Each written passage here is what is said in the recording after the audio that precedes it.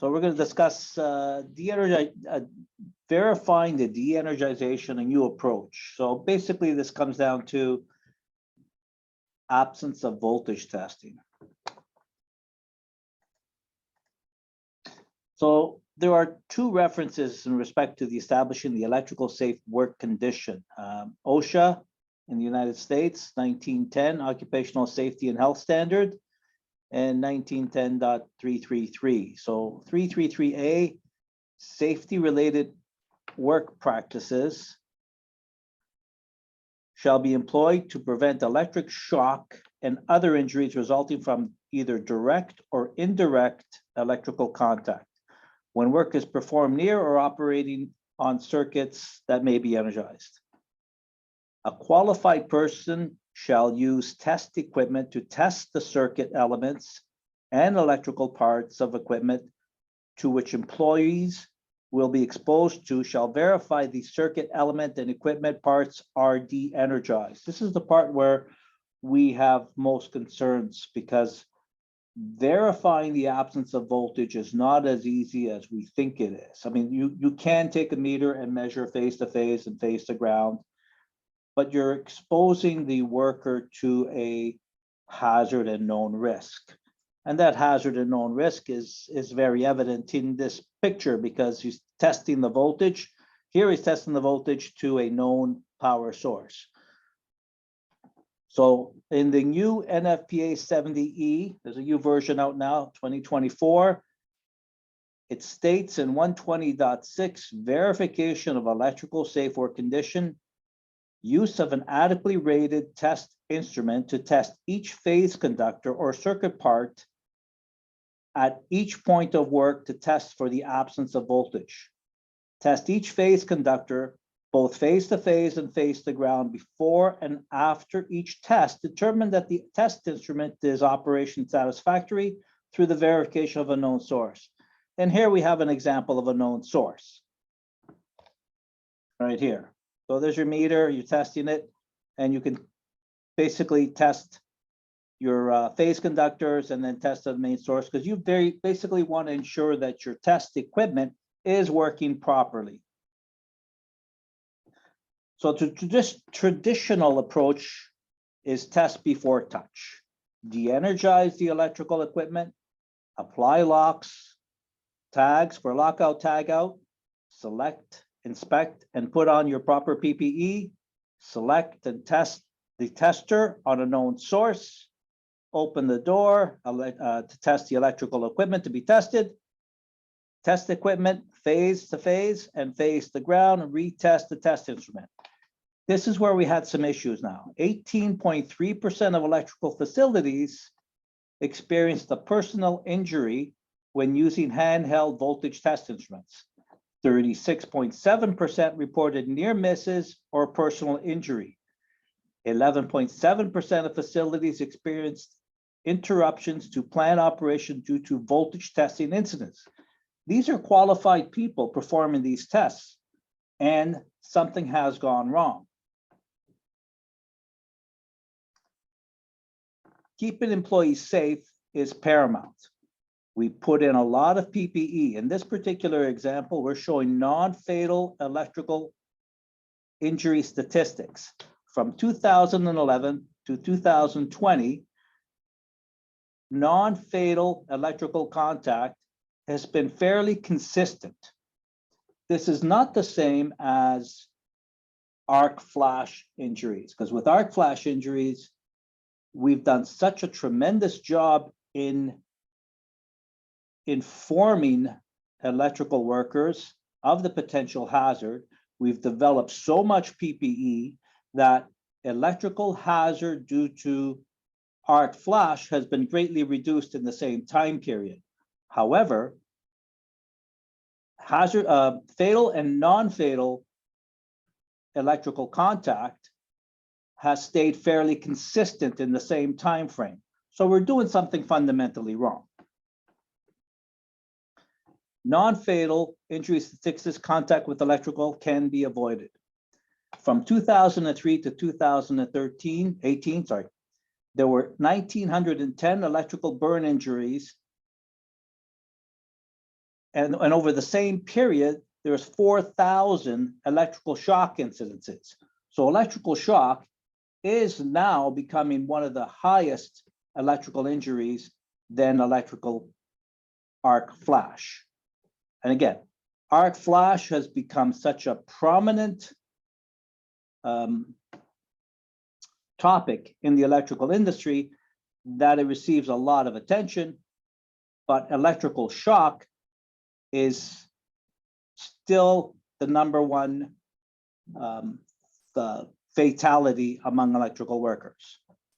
Perhaps the greater concern is the increase from 2019 to 2020, where the number of incidences that were related to installation, maintenance, and repair of equipment, and that while expectation would be that these were due to inexperienced personnel, 32% had more than 5 years experience and 33% had more than 1 year experience. So it's not a case of inexperienced people getting hurt. These are well-established and experienced people that are getting hurt in these incidences. And this is totally avoidable. One positive trend is the reduction of fatalities due to exposure to electricity from 166 in 2019 to 126 in 2020. Now, you could say this was due to COVID, but reduction of hours being worked in manufacturing is still considered an essential. The question, therefore, is what can be done to ensure the electrical safe work conditions to reduce the number of fatal and non-fatal injuries each year? 64% of workers that were fatally injured were in constructing, repairing, and cleaning that came in contact with electricity.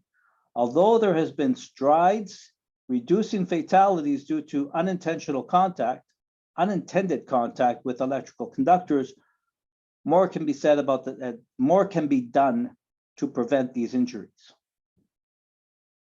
So this year's NFPA 70E, Article 120.6, verification of the electrical work safety, has a clause 7.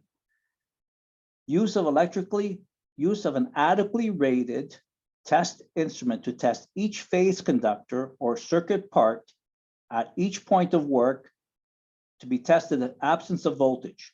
Test each phase conductor or circuit part both face to phase and face to ground before and after each test. Determine that the test equipment is operating satisfactorily through the verification to a known voltage source. Seems fairly straightforward. An exemption now to Rule 7 is you can use an adequately rated, permanently mounted absence of voltage tester. Can be permitted to test for the absence of voltage. This is different from testing the presence of voltage. We're actually verifying and testing the absence of voltage. It would seem that it was a very simple thing to do, but it's really not. This is a permanently mounted, installed in accordance with the manufacturer's instructions, and it tests the conductors at the point of work. It is tested and labeled for the purpose of testing the absence of voltage. It tests each phase conductor or circuit part both face to phase and face to ground. The test device is verified and operating satisfactory on a known voltage source before and after each absence of voltage test. Informational note number 2 is that it has to be tested to UL standard 1436. So according to UL 1436, an absence of voltage tester is defined as a permanently mounted test device that is used to verify that the circuit is de-energized prior to opening an electrical enclosure that contains energized electrical conductors or circuit paths. So UL 1436 design and operation requirements for absence of voltage tester is part of the test is that absence of voltage tester shall provide the user with a visual indicator to confirm the absence of voltage. So you're testing a circuit and it has to inform you that there is no voltage presence without the presence of voltage. The visual indicator shall be green in the absence of voltage. The absence of voltage tester supervisory circuit has incorporated a secondary power source that shall have no internal failure that would affect performance. The absence of voltage tester shall incorporate a supervisory test circuit to verify that the tester is functioning properly before and after the absence of voltage tester performs voltage measurements. The absence of voltage tester visual indicator shall not illuminate green unless the phase and ground conductors are directly in contact with circuit conductors. So there's a continuity test. It has to ensure that the conductors are connected to the bus. So that is your point of work. The absence of voltage tester shall comply with the standard of functional safety, IEC 61508, and achieve an SIL rating of 3. So there's 8 conductors connecting this absence of voltage tester, 2 per phase and 2 per ground. So to ensure that the instrument is actually connected to the bus, we perform, or it is desired by UL 1436, that a continuity is tested so that verification of proper connection is verified before the instrument can go into tell you that there's an absence of voltage. It's installed on the load side of the disconnect switch. 2 sensor leads are connected each phase and 2 for the ground. No connection to the line side. So we only monitor the load side.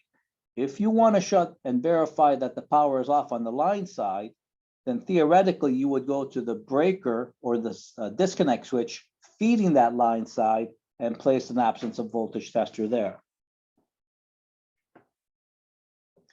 So what happens when we press the test button? The supervisory circuit verifies that the phase of voltage lights are off. So the 3 red lights will go off. And before we do anything else, we have to ensure that the voltage is off.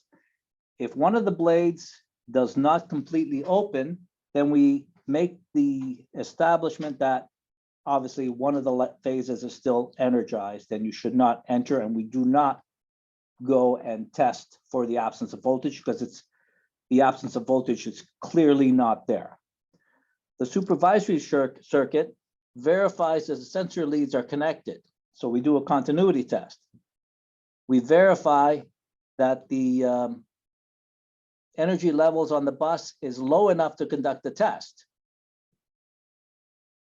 According to the absence of voltage testing in UL 1436, an absence of voltage is verified when the voltage is less than 3 volts AC or 3 volts DC, and this is established by UL 1436. The supervisory circuit verifies that the voltage source is sufficient to conduct the test.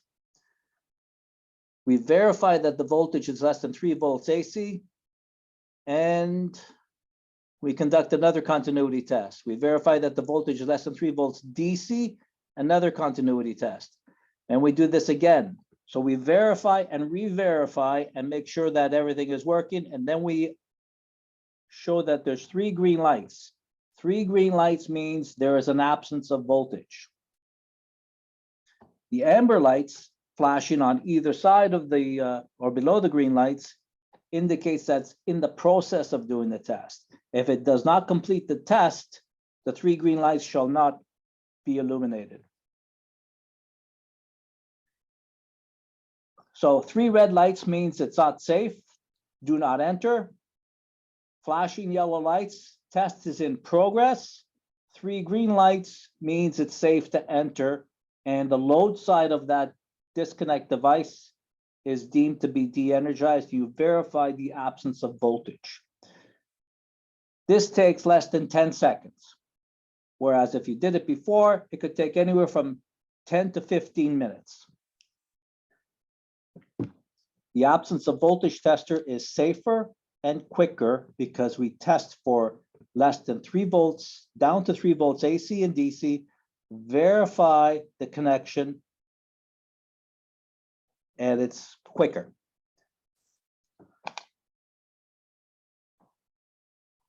So test before touch requires access to current carrying conductors and expose yourself to a hazard, either arc flash or shock.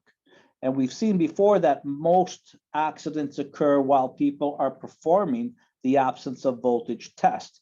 Whereas you could stand outside the cell, press a button, well, actually disconnect the switch, press a button, verify the absence of voltage, and then enter the gear. And so 20 to 35 minutes down to 10 seconds.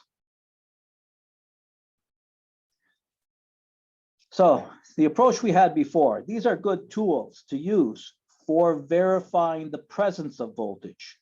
We have a I-Gard VTI and 2 other components, shall we say. So I-Gard and other companies manufacture cell voltage test portals. These can be conducted to test, can these be used to conduct the absence of voltage? No, they cannot, because they don't comply with UL 1436. These are absolutely wonderful troubleshooting tools. If you want to measure the voltage on the bus for one reason, you want to do phase rotation, you can do that, but they're not absence of voltage testers because you don't get a positive indication that there is no voltage present on the bus. If you test for the absence of voltage on these devices, you will get the absence of voltage, but the absence of voltage will be limited to this device. There's no verification of this being connected to the main bus exists.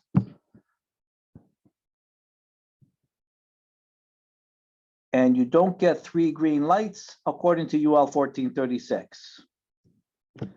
Again, we have done a great job in the industry of trying to reduce arc flash incidences and burn hazards. But but for shock, we've sort of modified. Every year there's been a code cycle change from 2015 to 2024 in order to try to get less people injured in the event of shock and absence of voltage testing. So in 2015 was use an adequately rated test instrument to test each phase conductor or circuit part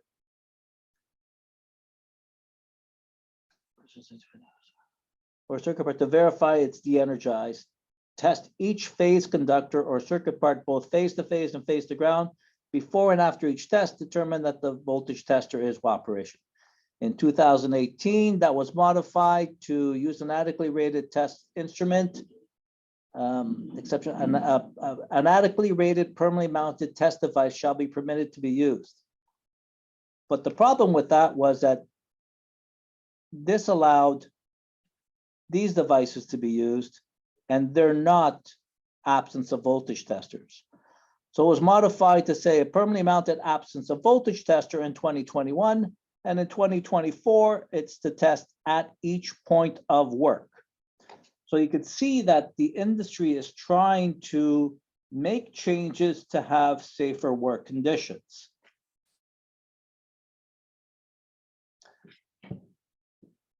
So the point of work required. The absence of voltage tester has 2 leads per phase and 2 per ground, whereas the voltage portal only has 1 lead per phase and 1 for ground. So you really can't tell if it's properly connected to the phase bus. So the absence of voltage tester performs the connectivity test to ensure that it's properly connected to the phase conductors, whereas the portals do not do that.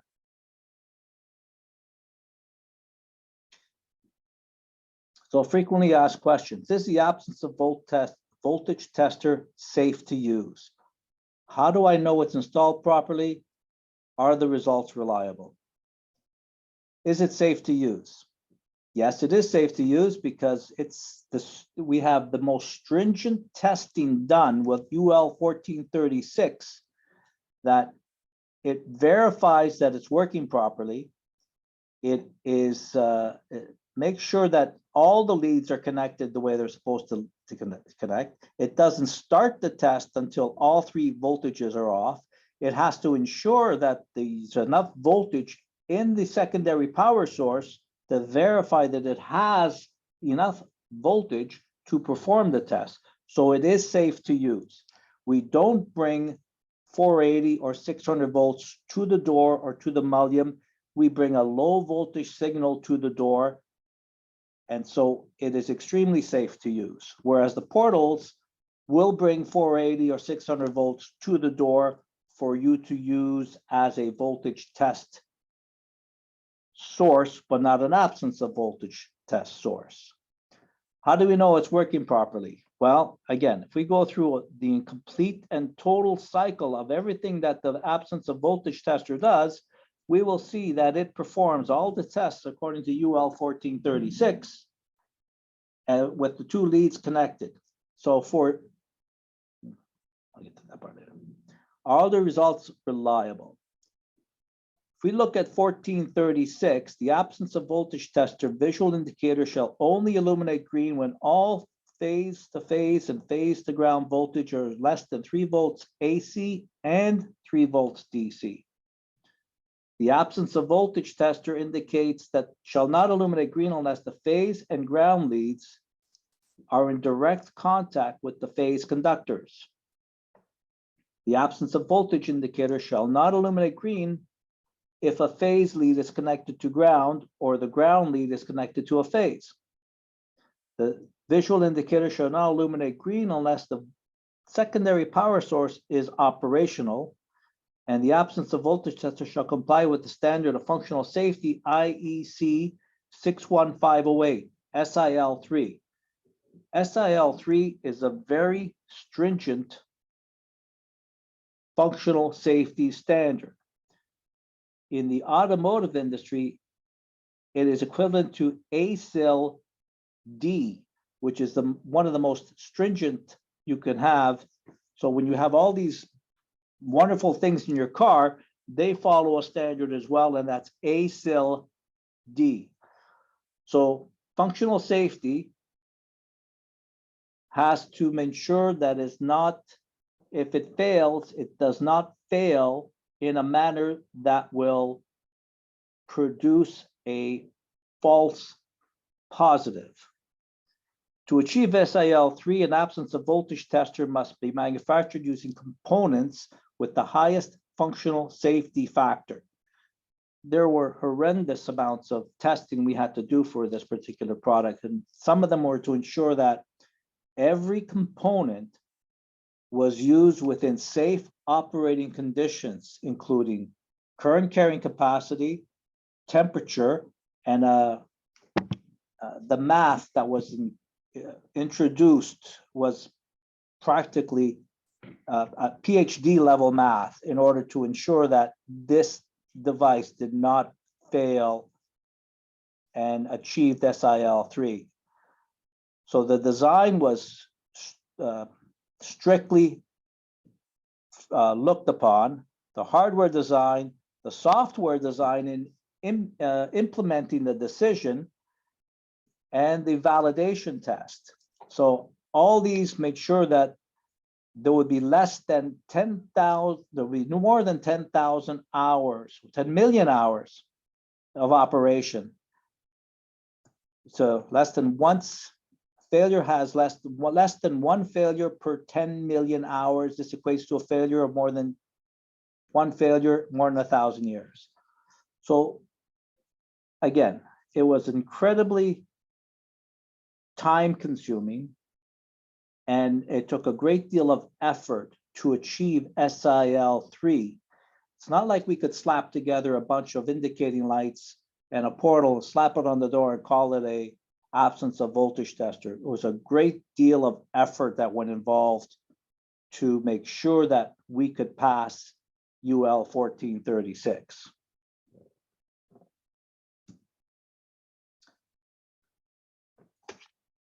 So changing from test before touch using an adequately rated test device to adopt the new approach to press the test saves time and eliminates avoidable safety risk. A UL listed absence of voltage tester is safe, quick, provides reliable results, and allows for the verification of the de-energization to be completed without opening the door. So the trend in the industry is to move towards a safer workplace. We need more electricians to buy into the new concepts.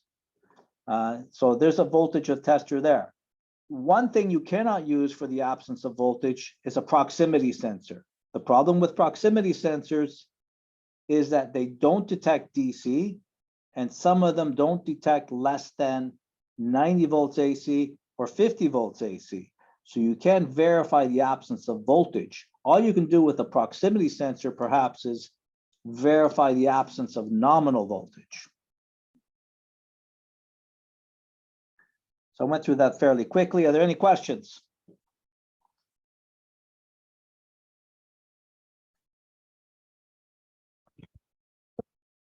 Okay. Great. Okay.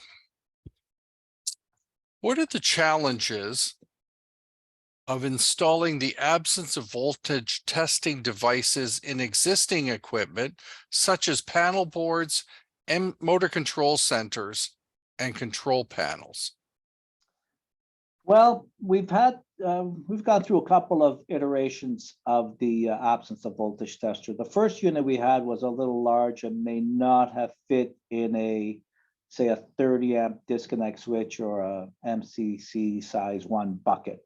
But we've modified the enclosure, and we now have, we believe, a device will fit into a size 1 bucket, depending what else is in there. So the challenges are basically size. Reliability is there. It's just the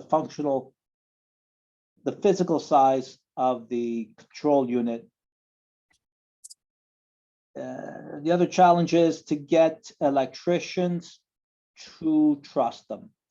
I don't know if you guys remember, but back when I was, again, going back in history, I remember we were switching from induction disk protection relays to microprocessor-based relays, and nobody would buy into the new technology. Now you can't find an induction disk relay anywhere. They're all mechanical. They're all microprocessor-based relays. So a lot of it is mindset. And one thing comes to me is if you look at the 1953 electrician's handbook, it says there that you should be able to test for the presence of voltage by touching the bus. For extra low voltage, you could tell by tasting the bus. We've changed from that to actually using instruments. Now we need to progress, and what we want to do is basically make the workplace safer and have fewer and fewer shock and electrocutions in the industry. Okay. All right. How does AVT instrument affect the worker's complacency? It doesn't. I mean, workers are going to be complacent. You're going to have to enforce that they have to do the test. They have to verify the absence of voltage one way or the other. They can use the absence of voltage tester. They can use their meter. They have to do it one way or the other. If they don't do it and someone gets hurt, unfortunately, they're the ones that are going to get hurt. And sometimes that false sense of security hurts a lot of people, and more importantly, it hurts the employer, because the employer wants to ensure that the people are safe. And if the employee doesn't want to comply, shall we say, everybody gets hurt. It's not good. The complacency is not for the electrical industry. You have to go through the process of establishing a electrical safe workplace.